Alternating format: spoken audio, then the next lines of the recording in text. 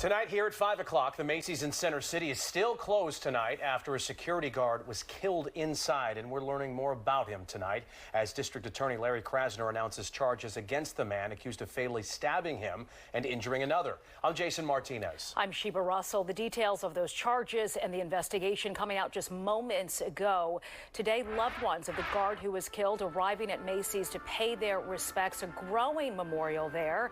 And that's where our Jeff Cole is tonight. But first, Shawnette, what are you learning about the suspect and the investigation?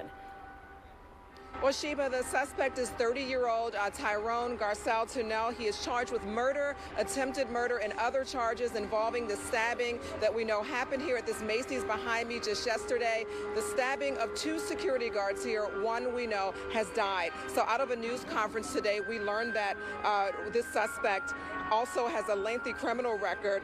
The district attorney referred to this incident as premeditated and brutal and says that it was all captured on surveillance cameras, which police are still looking at. The suspect, we know, was taken into custody yesterday, the same day of the attacks. And just to walk you back a bit, it was 10:45 yesterday morning that police say the suspect tried to steal hats from Macy's here in Center City. Those two security guards we're talking about stopped him, and then the man was allowed to leave the store. But the suspect came back armed with a knife, we know, and stabbed 27-year-old Eric Harrison in the neck.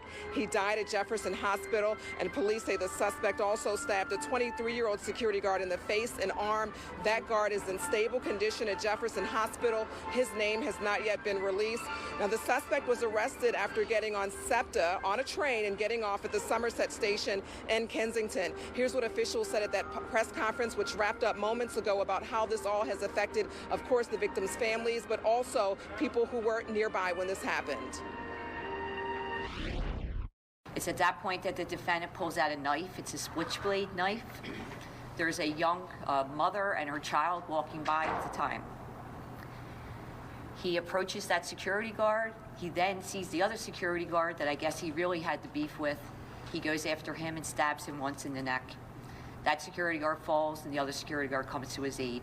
It's then that you see the defendant get up, pick up a shoe from the victim that had fallen off, ran down the steps of the SEPTA station, sat down on a bench, threw that knife away. We recovered that knife and put on the shoe of the victim. And we are very strongly committed to the vigorous prosecution of this individual for what is in fact a heinous crime and a very, very tragic and disturbing crime, not only against the young man who died, but also against this young man who, as I understand it, underwent surgery today and whose health has been very seriously affected by all of this.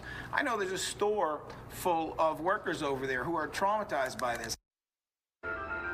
All right, certainly hard to listen to that. And in the background, you can hear this festive music still playing from Macy's here. Certainly doesn't reflect the mood that people are feeling as they walk by here knowing what happened yesterday. Coming up later tonight, we will hear from the district attorney about the prosecution of retail thefts as it relates to incidents like this. Back to you.